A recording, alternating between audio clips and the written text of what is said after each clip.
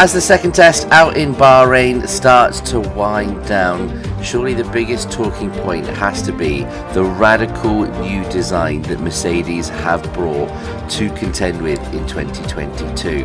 Now, I don't think many people are anticipating such a radical design as this. Even some of the top brass at F1, Ross Brawn even come out and saying that he did not anticipate a design interpretation quite like this. But it's clear to see Mercedes once again at the absolute apex when it comes to F1 car development in this turbo hybrid era. Now, there's already been some speculation about its legality, but the fact of the matter is, I believe it ticks all of the boxes in terms of conforming to the rules of the 2022 season. Is it in the spirit of things? That's another question. It's certainly a very, very radical idea, and I must admit, from a personal point of view, it doesn't look as much of an F1 car as I'm perhaps used to seeing. But all of these things change, so I'm really, really excited to see how it performs. But there is one little piece of information which a lot of people have missed, which makes me think that we have seen the lack of side pods before on this Mercedes car. So the first test in Barcelona was not televised, but we were able to get some kind of highlights footage and see some of the press photography that was going about social media.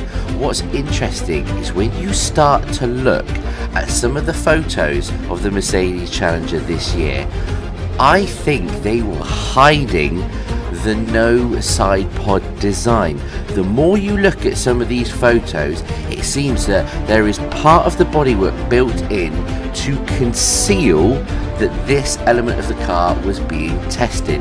Now, I could be wrong here, but the more that I look at it, and there's plenty of others on social media that are starting to stay the same. So, is it a case of this lack of side pods, this brand new design, was indeed ran out in Barcelona, was a success, they loved the numbers and decided to reveal it to the world a little bit more officially for this Bahrain test? Love to get your thoughts, get in the comments, because I seriously think they have been hiding this since day one.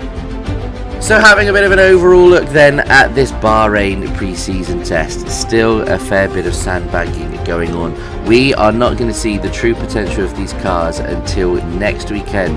The first race of the season is the 20th, just over a week away. Really excited to see how this new design interpretation from Mercedes plays out for this year's Championship 5. Are we going to see the return of that 2014-2015 dominance that Mercedes enjoyed? Are we going to be treated to a very, very close title fight like we saw last season? Who knows? As always, I want to know your thoughts. Get in the comments, what do you think of Mercedes' brand new car design? Is it something that you're keen to see all the other cars and the other manufacturers look to take on?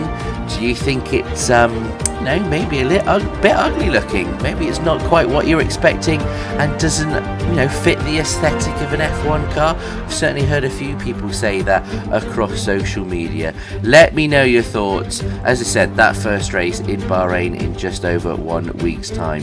Who knows? Could be the return of a Mercedes dominant car.